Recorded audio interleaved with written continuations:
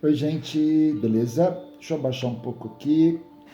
Bom, passando por aqui hoje para conversar com vocês um pouquinho, talvez no final do vídeo vocês entendam o porquê de hoje eu gravar esse vídeo, mas para conversar um pouquinho sobre uma questão que me persegue diuturnamente, tá? Que é a questão da ética na psicanálise. Por que não dizer da ética e da moral na psicanálise? Eu tenho um artigo de abril publicado no site Psicanálise Clínica Oficial do Instituto Brasileiro de Psicanálise Clínica, onde eu escrevo sobre essa questão ética e moral. Nesse artigo eu faço uma diferenciação numa questão que eu considero básica, que é o seguinte: a psicanálise ela tem que ser ética, responsável e, óbvio, tem a questão moral, né? Nesse artigo eu faço uma diferenciação entre o que é imoral e o que é amoral.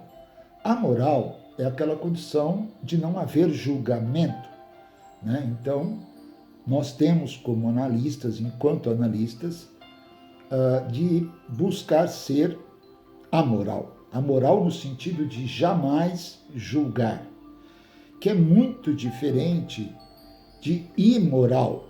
Apesar da questão moral ser intrínseca ao sujeito, ou por ser intrínseca ao sujeito, ela é intrínseca a nós, analistas, também. Né? Então, vamos lá. Amoral significa não ter julgamento, ou julgamentos. Imoral é aquilo que cabe a cada um analisar, e, portanto, cabe ao analista analisar. Ao analista analisar ficou ótimo, né?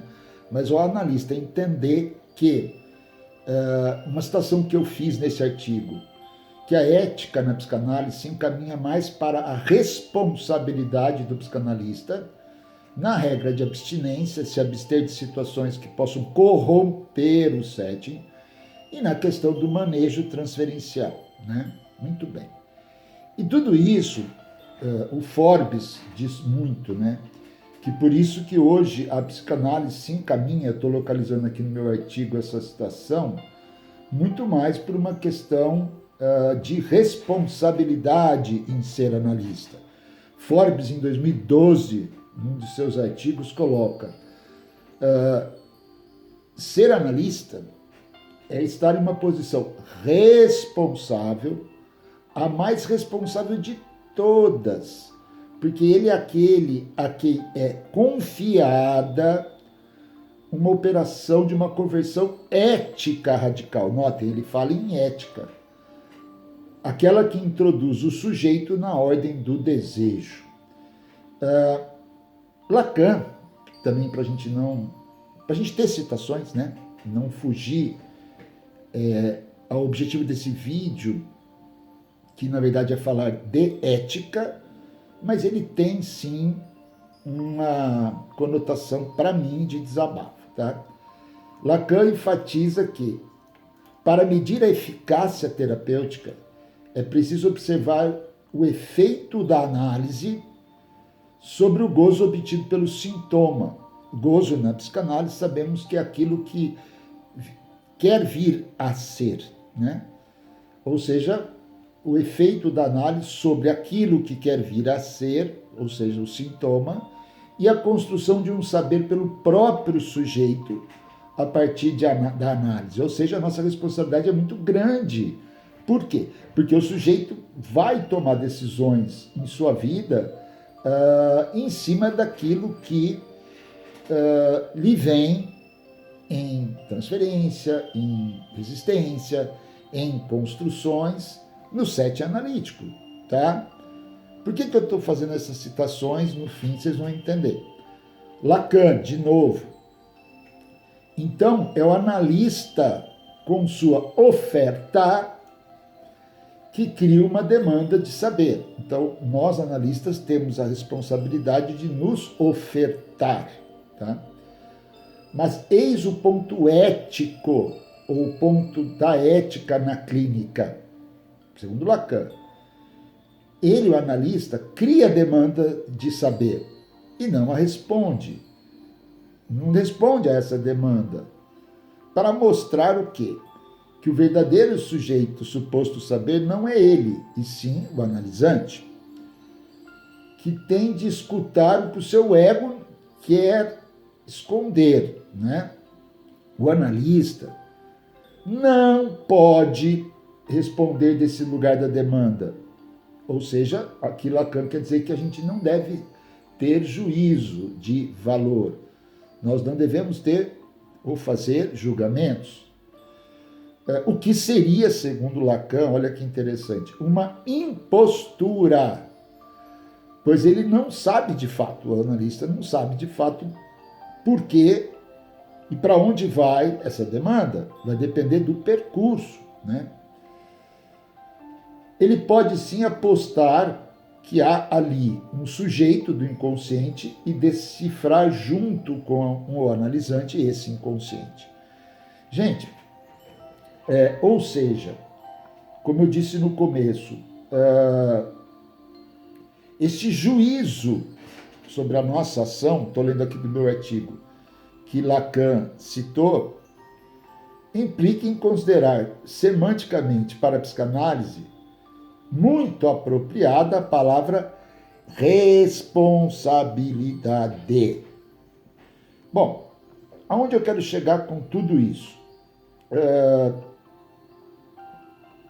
A gente sente muito, né? E eu sou uma pessoa que luto para que haja um conselho de classe de psicanalistas. Por quê? A gente luta muito, quem está na clínica sabe, o quanto a gente ouve quando a pessoa chega para a gente com as demandas. Nossa, Marcos, que legal que é a psicanálise, essa questão da escuta.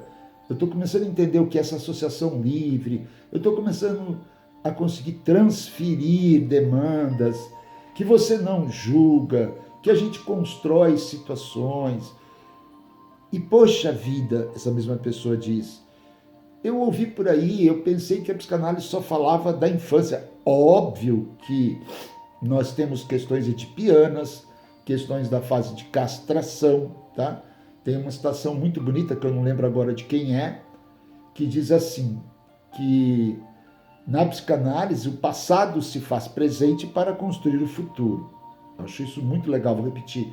O passado se faz presente, simbolizado, óbvio, em repetições, para construir o futuro. Muito bem. Por que esse, digamos, essa espécie de desabafo? Não, eu estou tranquilo, né? Por que isso? Pelo seguinte, olha só. Rapidamente aqui, para não perder o sentimento ético. E completando.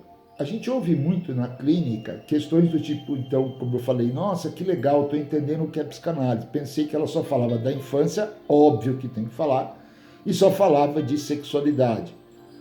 Também óbvio que muitas questões inerentes à fase fálica, inerentes à fase edipiana, trazem situações de demandas de fundo psicossexual. Beleza? Agora, o que me preocupa? Ontem eu participei como ouvinte de uma live onde um psicanalista, que assim se denominava, para mim um pseudo-psicanalista, que estava sendo entrevistado. Gente, eu fiquei horrorizado. Algo bizarro, tá? Óbvio, não vou citar nomes aqui de maneira alguma, por isso estou citando isso no finzinho desse vídeo. Mas, depois de tudo isso que eu disse a vocês, quando eu ouvi esse pseudo-psicanalista dizer que algumas mulheres que vinham à sua pseudo clínica, tá? Com questões de cunho fulcral sexual. E ele dizia assim, abre aspas, eu contava a essas mulheres a história do vibrador e recomendava, ele não disse a palavra recomendada, como é que ele falou? E dizia a elas então que o vibrador substitui com facilidade a relação sexual. Ou seja, um pseudo-psicanalista que é capaz de perverter o setting. Olha só, com essa irresponsabilidade em aconselhar questões que podem trazer profundo sofrimento, não entendidas, ninguém é suposto saber. E esse psicanalista, rindo, parecia até estar bêbado, na entrevista que ele estava dando, fomentar o desejo por um vibrador, gente, cada um, logicamente, usa o que quer, né? Mas isso não pode partir de uma demanda ou de um conselho de um pseudo-psicanalista. É por isso que hoje eu falo, então, da ética na psicanálise. Bom dia, aliás, boa tarde, meio-dia 10, valeu, tchau, tchau.